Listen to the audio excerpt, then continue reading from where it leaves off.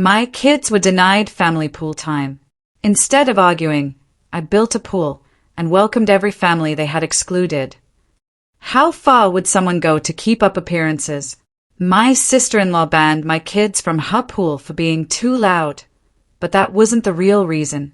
And when her lies finally unraveled, it didn't just ruin her summer, it blew up her entire life. This story is still wild to me, and it all started with a simple pool. My sister-in-law, Amanda. Oh, Amanda. She wouldn't let my kids, my sweet 7-year-old twins, Lucas and Mia, use her family pool all summer long. Every single weekend, same excuse, James and Sophie need their training space. Her kids, who are just a few years older than mine, apparently needed pristine, undisturbed water for their swimming practice. My kids, she'd say, were too disruptive. Can you believe that? Too disruptive for a family pool. The worst part, I'd watch through our kitchen window. Our houses are right next door, as her pool sat completely empty for hours. Hours. Her kids, they'd be inside, glued to their Xbox. Meanwhile, Lucas and Mia would press their little faces against that same window, begging to go swimming on 95-degree days. Maybe next weekend, Amanda would text, a casual dismissal. But next weekend never, ever came. After the 4th rejection in July, something just snapped inside me. My kids were heartbroken, devastated that they couldn't just swim. I turned to my husband, Mike, and I swear, I had fire in my eyes. You know what, Mike? We're building our own pool. He looked at me like I'd grown a second head. Lisa, that's like 15 grand we don't have. Then we'll make it work, I said, already pulling out my credit card. And we did. We maxed out that card on a massive, above-ground pool kit. It was huge, definitely a statement piece for our backyard. But here's where it gets really good. I started texting every family Amanda had rejected over the years. You know, the Mitchells, whose kids were too splashy. The Garcias, whose toddler was too loud. The new neighbors, whose teenage kids were inappropriate influences. I sent them all the same message. Pool party this Saturday. Bring everyone. The day we filled it, I kid you not, 23 kids showed up. 23. Our backyard transformed into this incredible block party. Parents brought grills, coolers, lawn chairs. Kids were doing cannonballs, playing Marco Polo, having water balloon fights. It was glorious chaos, the most beautiful kind. Emily Mitchell brought homemade burgers. The Garcias set up a taco bar. Even grumpy Mr. Collins from 3 houses down, who barely ever leaves his porch, showed up with popsicles for the kids. The teenagers were teaching the little ones how to do backflips. Parents were actually talking to each other instead of staring at their phones. My twins were in absolute heaven. Lucas kept shouting, "Mom, this is the best day ever." Mia organized a synchronized swimming competition with her new friends. My heart swelled, watching them. That's when my mother-in-law's car pulled into our driveway. She walked through our back gate and just froze. Her eyes went wide, scanning the crowd of laughing families. The massive pool. Kids everywhere, having the time of their lives. Water splashing, music playing, the sound of pure, unadulterated joy filled the air. "Lisa, what on earth is this?" she gasped. "It's what a family gathering should look like, Mom," I told her, my voice full of pride. She stood there, speechless, watching my twins finally swimming with their cousins, something Amanda had denied them all summer. Watching families who barely knew each other sharing food and stories. Watching kids who'd been excluded all summer finally getting to be kids. Then Amanda appeared behind her. The moment Amanda saw the scene, her face went completely white. All those families she deemed not good enough for her precious pool were here, and they were having an absolute blast. Her own kids, James and Sophie, were staring through our fence, their faces pressed against the chain links, clearly wanting to join, but too scared to ask permission. James tugged on Amanda's shirt. "Mom, can we go swimming, too? It looks so fun." Amanda's jaw clenched. Absolutely not. We have our own pool. But theirs has more kids, Sophie chimed in. And they are playing games. What is this supposed to prove? Amanda hissed at me, her voice dripping with venom. That kids just want to swim, Amanda, I shot back.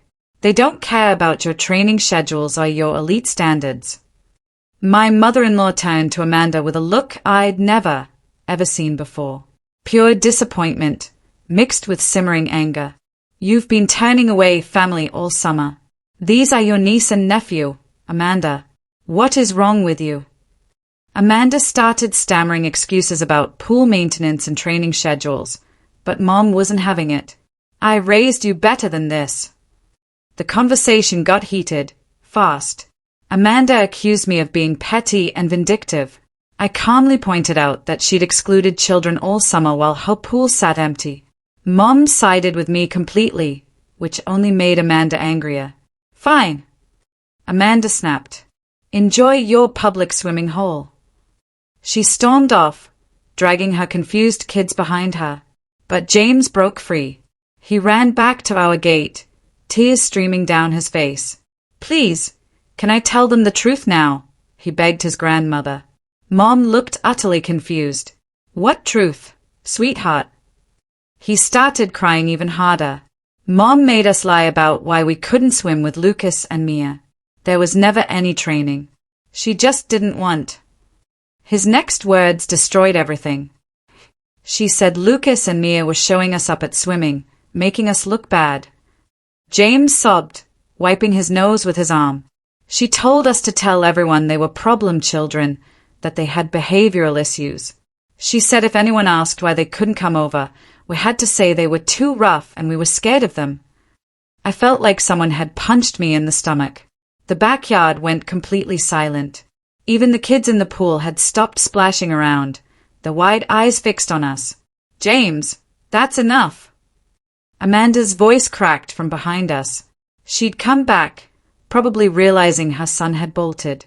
Her face was bright red, whether from anger or embarrassment, I couldn't tell. No, Mom.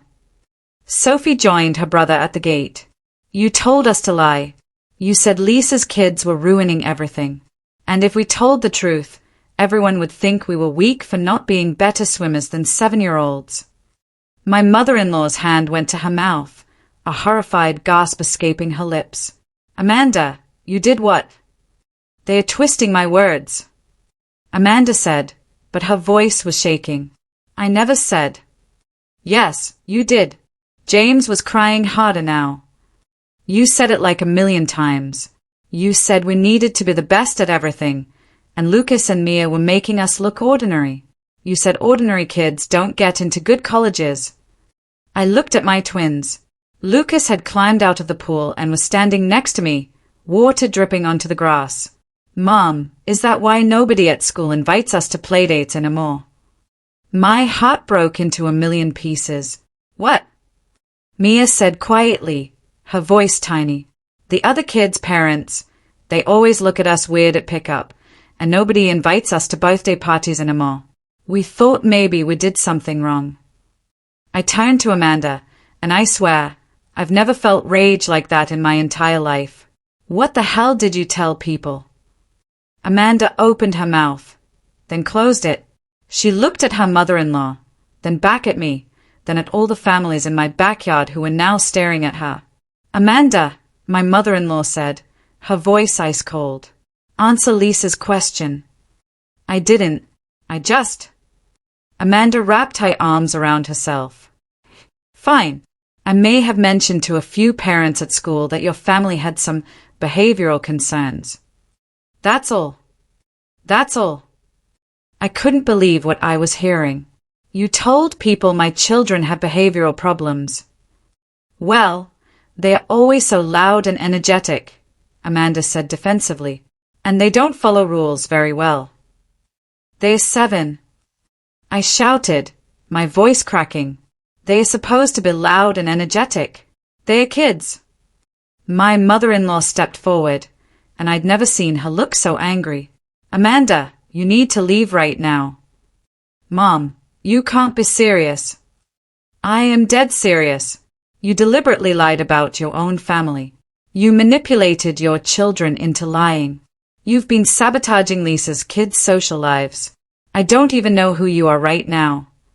Amanda's face crumpled, but instead of looking remorseful, she looked furious. Of course, you'd take her side. You always liked her better than me anyway. This isn't about sides, my mother-in-law said firmly. This is about you being cruel to children. Your own niece and nephew. Amanda grabbed both her kids by their arms and yanked them toward her car. James was still crying, and Sophie looked terrified. Come on, we're leaving. After they left, the party kind of picked back up, but I couldn't shake what had just happened. That night, after everyone went home and the twins were finally in bed, I sat at my kitchen table with my laptop open. What are you doing? Mike asked, bringing me a cup of tea. I'm emailing every parent Amanda talked to, I said, pulling up my twins' school directory. I'm getting statements from their teachers about their behavior. I'm going to prove she's a liar. Mike sat down next to me. Babe, is that really necessary? Yes, I said, and I meant it with every fiber of my being. Our kids have been suffering for months because of her lies. Do you know how many playdates they've missed? How many birthday parties they weren't invited to? They thought they did something wrong, Mike. They thought they were bad kids. So, I spent the next 3 hours drafting emails. I reached out to Mrs. Kowalski, Lucas and Mia's teacher, first. She responded within an hour, which surprised me since it was almost 11 at night. Lisa, I had no idea parents thought this about your children, she wrote. Lucas and Mia are model students. I'd be happy to provide written documentation of their excellent behavior and academic performance. In fact, I was planning to recommend them for the gifted program. I cried reading that. My babies weren't problem children. They were thriving, and some bitter woman had tried to ruin that. Mrs. Kowalski sent me a formal letter on school letterhead that I forwarded to every parent in their class, along with a polite but firm message explaining what Amanda had done. I didn't throw her under the bus completely. I just stated facts. It has come to my attention that there have been concerns shared about my children's behavior. I wanted to provide clarification from their teacher and assure you that any previous information you may have received was inaccurate. The responses started coming in the next morning. Some parents were apologetic. Others were angry, not at me, but at Amanda for manipulating them. Jennifer Park, whose daughter Zoe had been best friends with Mia in kindergarten, called me directly. I am so sorry, she said. Amanda told me back in June that Mia had been physical with other children and that you were working with a behavioral therapist. She said it so casually, like she was just giving me a heads up as a friend. I didn't question it. Amanda told you my daughter was violent. My hands were shaking. She phrased it like she was being helpful. I feel like such an idiot for believing her. Jennifer paused. Zoe has been asking about Mia nonstop. Can they have a playdate this week? By the end of the day, I had 5 playdate requests and 3 birthday party invitations. Amanda's lies were unraveling, and honestly, I felt completely, utterly vindicated. But Amanda wasn't done yet. 2 days later, I got a letter from our homeowners association. My stomach dropped when I read it. Dear homeowner, it has been brought to our attention that you have installed a pool structure that may violate community property codes. Section 7.3 of the HOA guideline states that all above-ground pools must be approved by the board prior to installation and must not exceed certain height and size restrictions or constitute an eyesore to the community. We require immediate inspection and documentation proving compliance, or the structure must be removed within 14 days. I knew immediately who had filed the complaint. Amanda was on the HOA board. Of course she was. She's insane. Mike said when I showed him the letter, "The pool is in our backyard. You can't even see it from the street." "She's trying to force us to take it down," I said, "because she's pissed that everyone knows what she did." I wasn't going to let her win. I called the pool company we'd bought the kit from and arranged for a professional inspection. Turns out our pool was not only up to code, but the company had actually pulled the proper permits before installation, something I didn't even know they'd done. The inspector came out, measured everything, checked the fence we'd installed for safety, and gave us a full certification. I submitted everything to the HOA, along with a request for all documentation related to Amanda's complaint. That's when things got interesting. I started going through the HOA meeting minutes, which are public record. Amanda had been on the board for 3 years, and in that time, she'd personally blocked or delayed dozens of reasonable requests from neighbors. The Hendersons wanted to install solar panels. Denied, because Amanda thought they were ugly. The Ryans wanted to build a wheelchair ramp for their elderly mother. Delayed for 8 months over aesthetic concerns. The Foster family wanted to paint their front door navy blue instead of black. Rejected because it wasn't traditional enough. I screenshot every single one and started reaching out to those families. Remember when Amanda blocked your solar panel request? I messaged Dave Henderson. She just tried to force me to remove my pool for being an eyesore. Want to come to the next HOA meeting? Dave's response was immediate. Oh, hell yes. I did the same with everyone else Amanda had screwed over. The Ryans, the Fosters, the Chens, whose vegetable garden had been deemed too rustic. The Brennans, whose kids' playset was too colorful. The next HOA meeting was scheduled for Thursday night. By Wednesday, I had commitments from 18 families to attend. The meetings were usually held in the community center with maybe 5 people showing up. This was going to be standing room only. Thursday came, and I walked into that community center with my head held high. The room was packed. Amanda was sitting at the board table up front, and when she saw the crowd, her face went utterly white. This is a lot of people, board president Harold Finch said nervously. Is there a special business tonight?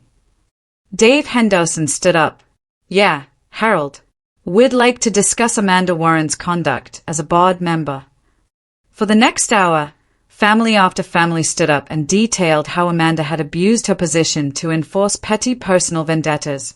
The Ryans brought their elderly mother, who had to wait in a car during family dinners because she couldn't climb the front steps without a ramp. The Chens showed photos of Amanda's own backyard, which had decorative gnomes she deemed rustic charm, while denying their vegetable garden. I'd like to make a motion, Jennifer Park said, standing up with a stack of papers. I've collected signatures from 47 households. That's more than half the community, calling for Amanda Warren's immediate removal from the HOA board and a review of all decisions she's made in the past 3 years. Seconded. Dave called out. Amanda tried to defend herself, claiming she was just following the rules, but nobody was buying it. The vote was unanimous. Amanda was off the board, effective immediately, and every single one of her previous decisions would be reviewed and potentially reversed. She left before the meeting was even over, practically running out of the room. I thought that would be the end of it. I really did. But 3 days later, Mike called me while I was at the grocery store. Lisa, you need to come home right now. What's wrong? Just come home. I abandoned my half-full cart and drove home doing 50 in a 35. When I pulled into our driveway, Mike was standing in the backyard, phone in his hand, staring at the pool. The liner was slashed in 3 places. Long, deliberate cuts that had drained half the water onto our lawn. The filter system was smashed, pieces of plastic scattered across the deck. Even the ladder had been bent and thrown into the neighbor's yard. Oh my God, I whispered. Check the camera, Mike said, handing me his phone. We'd installed a security camera after the HOA complaint, just in case. The footage was time-stamped 2:47 a.m. And there was Amanda, clear as day, taking a box cutter to our pool liner. She wasn't even trying to hide her face. I felt sick watching it. She slashed the liner with this look of pure rage, then went at the filter with what looked like a hammer, just beating it over and over. The whole thing took maybe 10 minutes. Then she got in her car and drove away. I'm calling the police, I said. Already did, Mike said. They're on their way. But before the police arrived, Mike's phone rang. It was his mom. "Is it true?" she asked without preamble. "Did Amanda really vandalize your pool?" "How did you know?" "Because Mike just called me, screaming that you set her up, that you somehow faked the security footage, and that she was defending herself against your harassment." My mother-in-law sighed deeply. "He's leaving her, Lisa. He told me this morning he's been staying at a hotel for 2 days. He couldn't take it anymore." Mike's brother, also named Mike, we called him Big Mike to avoid confusion, had apparently reached his breaking point. Amanda's behavior had been escalating at home, too. The lying, the controlling, the constant need to be superior to everyone. He told his mom he was taking James and Sophie and moving out temporarily. "He wanted you to know," my mother-in-law continued, "that he's sorry for all of it. He should have stood up to her years ago." The police came, watched the footage, and left to go file a report. 2 hours later, they came back with Amanda in handcuffs in their patrol car. They didn't arrest her, just brought her to our house. "Miss Warren has admitted to the vandalism," Officer Patel said. "She's agreed to pay for all damages. We can handle this civilly, or we can press charges. Your choice." I looked at Amanda through the car window. She was crying, mascara running down her face, looking absolutely destroyed. "I want her to pay for every penny of damage," I said, "and I want it in writing." My mother-in-law arrived 20 minutes later. She'd been the one to convince Amanda to admit what she'd done. "Apparently, if you don't make this right," she'd told Amanda, "I will never speak to you again. Neither will your children." Amanda got out of the police car and handed me a check. $4,200. The pool company had given me an estimate that morning. "This isn't over," she said quietly, looking me right in the eye. My mother-in-law grabbed Amanda's arm. "Yes, it is. And if you threaten my daughter-in-law again, you'll have me to deal with." Amanda jerked her arm away and left. But she came back the next day. I was in my backyard supervising the pool repair guys when I heard our gate open. Amanda walked in, and I immediately tensed. "I'm not here to cause problems," she said quickly, holding up her hands. I need to talk to you. You have 60 seconds before I call the cops." "The whole neighborhood knows what I did," she said. Her eyes were red and swollen. "I can't even go to the grocery store without people staring at me." Jennifer Park literally turned around and walked away when she saw me in Target. The school principal called me in for a meeting about my concerning behavior after 3 parents filed complaints. "Big Mike is divorcing me and taking the kids." Her voice cracked. "I lost everything, Lisa. My marriage, my friends, my reputation. Are you happy now?" "Am I happy?" I stared at her. "Amanda, you spent months destroying my children's social life because you were jealous. You lied to everyone, manipulated your own kids, vandalized my property. This isn't something I did to you. These are consequences for your own actions." "I know," she whispered. "I know what I did was wrong, but you have to understand." "No," I cut her off. "I really don't." "Everyone loves you," she said, and suddenly she was crying again. "You walk into a room and people gravitate to you. You make friends so easily. You're this perfect mom with your perfect twins, and everyone thinks you're so great. Do you know what it's like to be around that all the time? To watch someone be effortlessly good at the one thing you struggle with." I almost felt bad for her. Almost. "So, you decided to destroy what I had instead of just being a better person yourself." I thought if I could control something, the pool, the HOA, what people thought about your kids, then maybe I'd feel less like I was losing at everything else. She wiped her face. "I was wrong. I was so wrong. And now my kids won't even talk to me. James said he doesn't want to see me until I apologize to you and mean it." "Then apologize and mean it," I said. "I'm trying." She looked around my backyard desperately. "What do you want from me?" I paid for the damages. I admitted what I did. I lost everything because of my mistakes. What more do you want? I want you to leave my family alone, I said simply. I want you to stop lying about my kids. I want you to get help for whatever's going on in your head that made you think any of this was okay.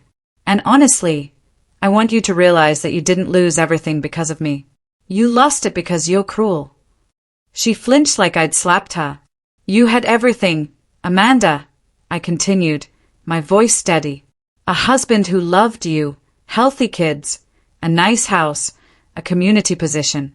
And you threw it all away because you couldn't stand watching other people be happy. That's not my fault. That's yours. Amanda just stood there for a long moment, tears streaming down her face. Then she turned and walked out of my backyard without another word. The next weekend, we had another pool party. This time, it was even bigger. 35 kids, maybe 20 families. The pool was fixed and looked better than ever. Lucas and Mia were teaching their friends a complicated water game they'd invented, and the sound of children laughing filled our entire street. I was setting out more snacks when I saw a car pull up across the street. It was Big Mike's sedan. He got out, and so did James and Sophie. Big Mike walked over to our gate, the kids trailing behind him. Hey Lisa, I know this might be weird, but the kids have been asking if they could come to the pool party. They saw the Facebook post about it. He looked genuinely nervous. I completely understand if you say no. James and Sophie were peeking around their dad, looking hopeful but scared. I looked at those kids, the same ones who'd been forced to lie about my children, who'd been manipulated by their mother, who'd finally found the courage to tell the truth, and my heart broke for them. Of course they can come, I said. Grab your suits and come on in. James' face lit up. Really? Really? Lucas and Mia are right over there.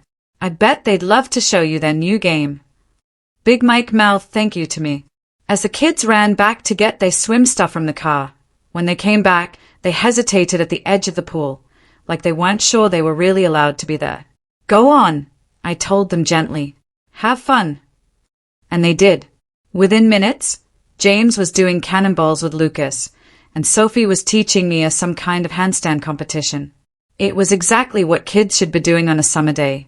I was watching them play when I noticed another car pull up. Amanda's car. She parked on the street but didn't get out. She just sat there, engine running, watching through the windshield. I could see her face from where I stood. She was crying again, watching her kids laugh and play in my pool, surrounded by all the families she'd rejected and hurt, all having the time of their lives without her. Big Mike noticed her, too. He walked over to her car, and they talked through the window for a minute. Then she finally got out. She walked up to my gate and stopped, like she was afraid to come in. I walked over to meet her. Can I talk to you? She asked quietly. Please. I didn't really want to, but something about the way she looked, completely broken, utterly defeated, made me nod. We walked to the side of my house, away from the party noise. Amanda stood there, wringing her hands, looking at the ground. I've been sitting in my car for 20 minutes trying to figure out what to say, she started. I've written like 15 different speeches in my head, but I think the truth is just, I'm sorry, and I know that's not enough. I know saying sorry doesn't fix anything. You're right, I said. It doesn't. I've been going to therapy, she said. 3 times a week. My therapist says I have some kind of complex about control and perfectionism. Apparently, I've been dealing with this since I was a kid. My parents were really hard on me, always comparing me to other kids, always telling me I wasn't good enough. She laughed bitterly. I turned into them.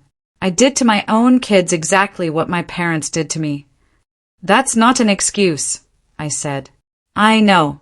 It's an explanation, not an excuse. There's a difference. She finally looked up at me. I was jealous of you. I was so jealous it made me crazy. You have this natural way with people, and I've always felt like I was on the outside looking in, even in my own family. So, I tried to control everything I could, make myself feel important, make myself feel like I mattered. She wiped her eyes. And I hurt everyone in the process. I hurt kids. I hurt my own kids. We stood there in silence for a minute, listening to the sounds of the party. James said he doesn't want to live with me, Amanda continued, her voice breaking. He said he wants to stay with his dad full-time. Sophie, too. They said they are happier when I'm not around.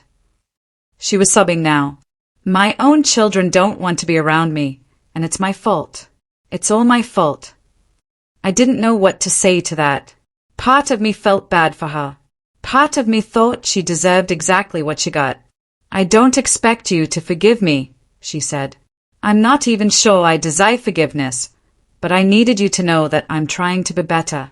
I'm really trying, and I'm sorry for everything I did to you and your family. You didn't deserve any of it. No, I said. She didn't. She turned to leave, then stopped. Can I ask you something? What? How did you do it? How did you make friends so easily? How do you get people to like you? I thought about it for a second. I don't try to get people to like me, Amanda. I just treat them like human beings. I listen to them. I care about them. I don't judge them or compete with them. I just exist around them without needing to be better than them. She nodded slowly, like she was really trying to understand. I never learned how to do that. It's not too late to learn, I said. And I meant it. But it starts with being honest. No more lies. No more manipulation. No more using people to make yourself feel important. I know. She looked toward the backyard where her kids were playing. Can I go tell them goodbye? Big Mike said he'd bring them home after the party. Sure. She walked into the backyard, and I watched as she approached James and Sophie. They climbed out of the pool, dripping water everywhere. She knelt down to their level and talked to them for a few minutes. I couldn't hear what she was saying, but I saw both kids nod. Then she hugged them, and they actually hugged her back. When she walked back past me, she stopped one more time. Thank you for letting them come today, and for not turning them away like I would have done. They're just kids, I said. They shouldn't suffer for their mom's mistakes. She nodded and left. The party went on for another 3 hours. By the time everyone went home, I was exhausted, but happy. Lucas and Mia were passed out on the couch by 7 p.m., completely worn out from playing. Mike came up behind me and wrapped his arms around my waist. You did a good thing today, he said, letting James and Sophie come. They deserve to have fun, I said. None of this is their fault. You also did a good thing talking to Amanda, he added.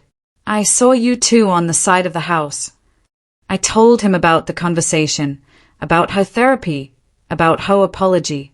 Do you think she meant it? He asked. Yeah, I said. I think she did. Whether she actually changes or not is a different question. But I think she's finally starting to realize what she lost. Over the next few weeks, things started to settle down. Big Mike officially filed for divorce. Amanda moved into an apartment across town. The kids started seeing a family therapist to work through everything.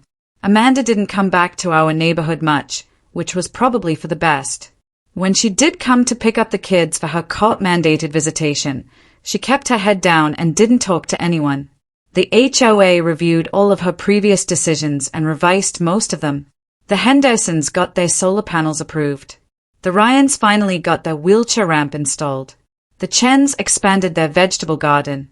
It was like the whole neighborhood let out a breath that had been holding for 3 years. My twins got invited to 6 more birthday parties that fall. They joined the swim team at school and absolutely loved it. Mia made the advanced reading group, and Lucas got selected for the math enrichment program. They were thriving, and watching them be happy made everything else worth it. One Saturday in late September, I was cleaning up after another pool party when I heard our gate open. I looked up, expecting to see one of the neighbors who'd forgotten something. It was Amanda. She looked different, thinner, tired, but there was something else different about her, too. She wasn't wearing makeup, and her hair was in a simple ponytail instead of the perfectly styled look she usually had.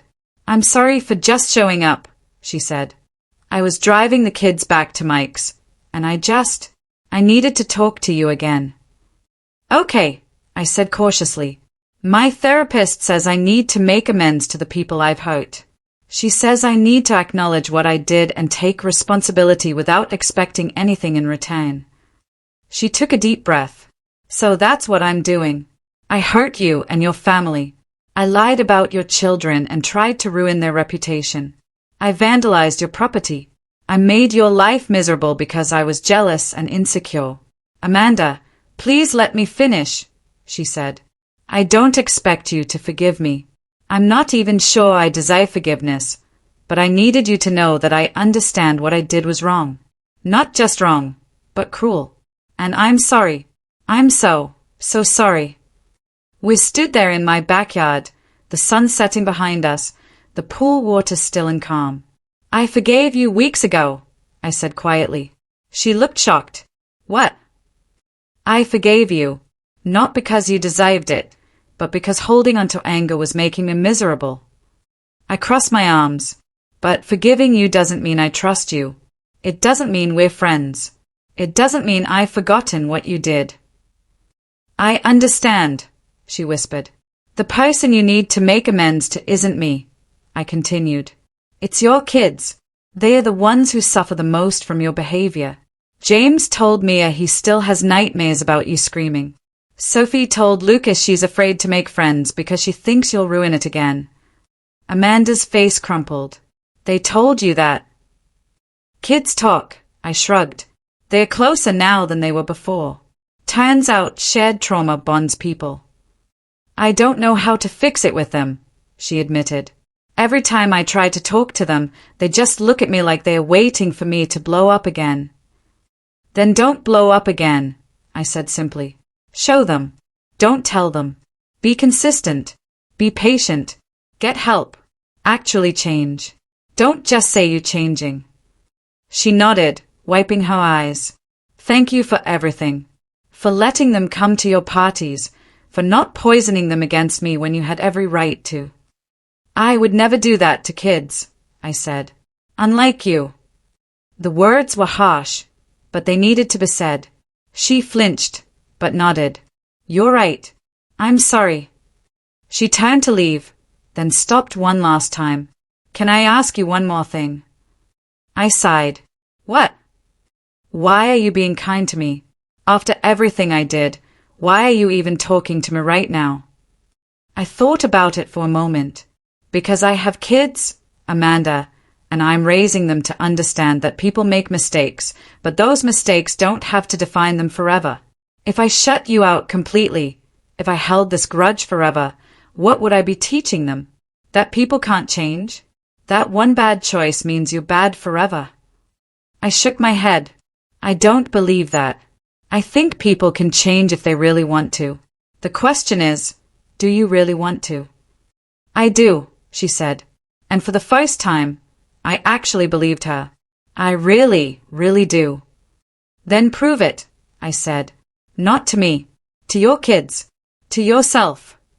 She left after that, and I watched her car disappear down the street. Mike came outside with 2 beers and handed me one. Was that who I think it was? Yep. What did she want?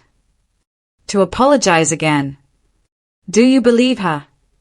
I took a sip of my beer and looked at our pool, at the yard where dozens of kids had played and laughed all summer, at the home we'd built together. I think I do, I said. But time will tell.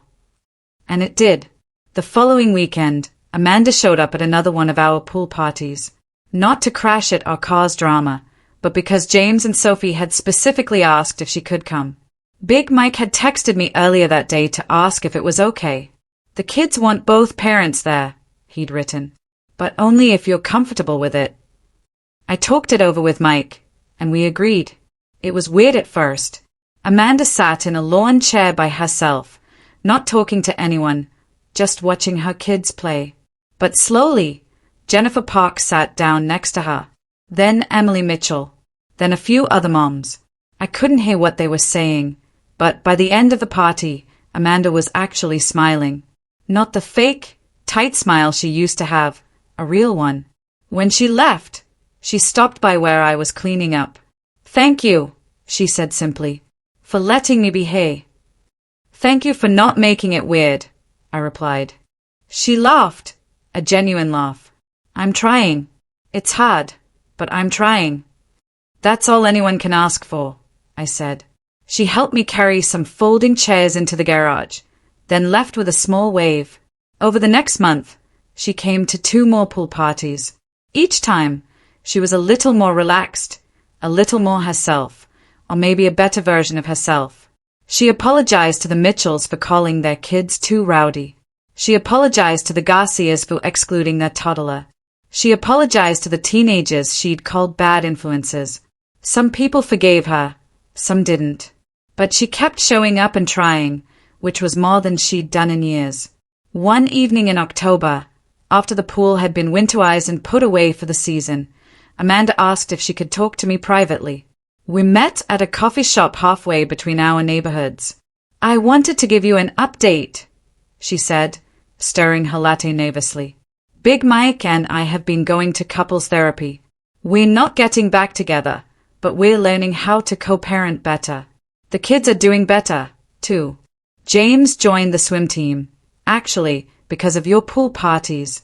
He realized he loves swimming." "That's great," I said, and I meant it. "I also wanted to tell you that I resigned from every committee and board I was on. The PTA, the library board, the neighborhood watch, all of it." She looked at me. "My therapist says I was using those positions to feel important instead of actually connecting with people. She's right. That must have been hard." "It was. But it was necessary." She paused. "I'm learning a lot about myself, and not all of it is pretty. Turns out I've been kind of awful for a long time." "Self-awareness is the first step," I said. "That's what my therapist says." She smiled slightly. "I'm also starting a new job, something less stressful. I realized I was taking out all my work stress on my family and everyone around me." We talked for another hour about therapy, about her kids, about her divorce, about life in general. It was the first real conversation we'd ever had. Not surface-level small talk or passive-aggressive barbs, but an actual conversation. When we left the coffee shop, she hugged me. I was surprised, but I hugged her back. "Thank you," she whispered, "for not giving up on me completely." "You're the one doing the work," I said. "I'm just not standing in your way."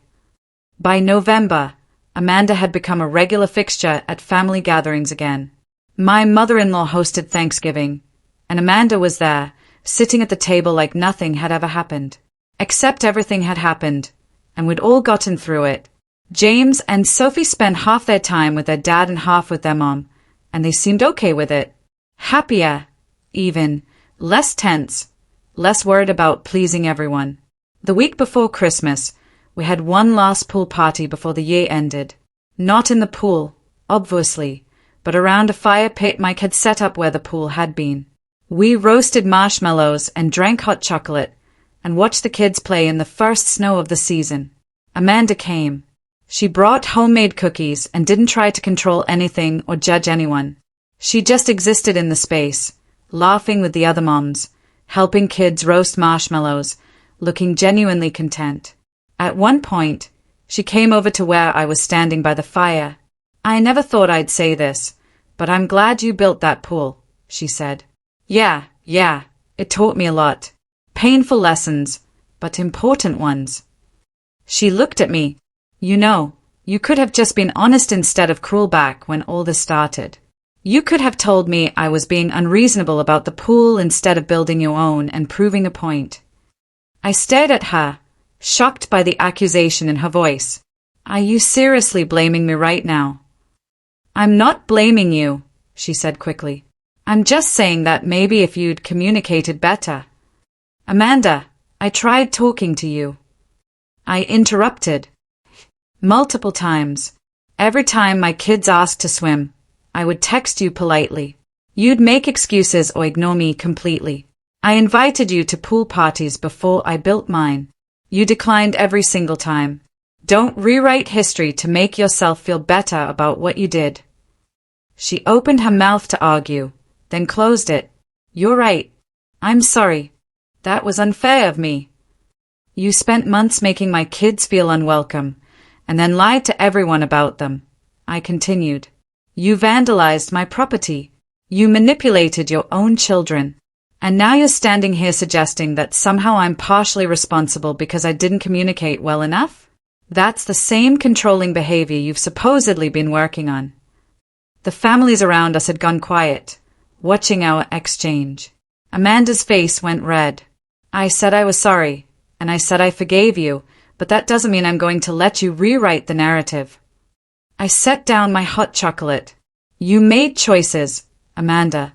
Bad choices. Own them completely, or don't bother trying to make amends.